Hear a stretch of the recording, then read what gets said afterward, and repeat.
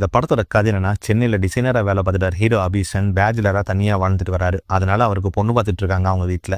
பாக்குற பொண்ணெல்லாம் வேணான்னு சொல்றதுனால அவங்க அக்கா ஆர்ஜே ஆனந்தி, இப்ப நான் ஒரு பொண்ணு பார்த்து வச்சிருக்கேன், காஃபி ஷாப்ல மீட் பண்ணுங்க, 2 பேரும் பிடிச்சிருந்தா ஓகே பண்ணிக்கலாம்னு சொல்றாங்க. அந்த பொண்ணு தான் ஹீரோயின் அனஸ்வரா. இவங்க 2 பேரும் மீட் பண்ணி பேசிக்கிறாங்க. பேசும்போதுதான் தெரியுது சின்ன வயசுல இவங்க திருச்சியில ஒரே ஸ்கூல்ல தான் படிச்சிருக்காங்கன்னு.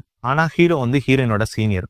இவங்க 2 பேத்துக்குமே தனித்தனியா ஒன் சைடு லவ் ஸ்டோரி ஒன்று இருக்கு. இவங்க 2 பேரும் அவங்களோட அவங்க லவ் பண்றவங்ககிட்ட சொல்லவே இல்லை. இப்படி பேசிட்டே இருக்கும்போது ஹீரோயினுக்கு ஒரு ஐடியா ஒன்று வருது. இப்ப நம்ம பழைய லவர்ஸை தேடி போய் நம்ம லவ் ஏன் இப்ப சொல்லக்கூடாதுன்னு சொல்லிட்டு நினைக்கிறாங்க. லவ் மட்டும் சொல்லிட்டு திரும்பி வந்துருவோன்னு ஒரு ஐடியா கொடுக்குறாங்க. ஹீரோவும் ஓகே சொல்ல இவங்க 2 பேரும் சேர்ந்து அவங்களோட பழைய லவர்ஸை தேடி போறாங்க. இவங்க 2 பேரும் அவங்களோட பழைய லவர்ஸை பத்தி இவங்களோட சொல்லாத காதல சொன்னாங்களா இல்லையா, கிளைமேக்ஸ்ல இவங்க 2 பேரும் சேர்ந்தாங்களா இல்லையான்றதான் அந்த படத்தோட மொத்த கதையே. இந்த படம் எப்படி இருந்துச்சுன்னா, படம் ஸ்டார்ட் ஆனதும் கதைக்குள்ள ஸ்ட்ரைட்டா போயிட்டாங்க.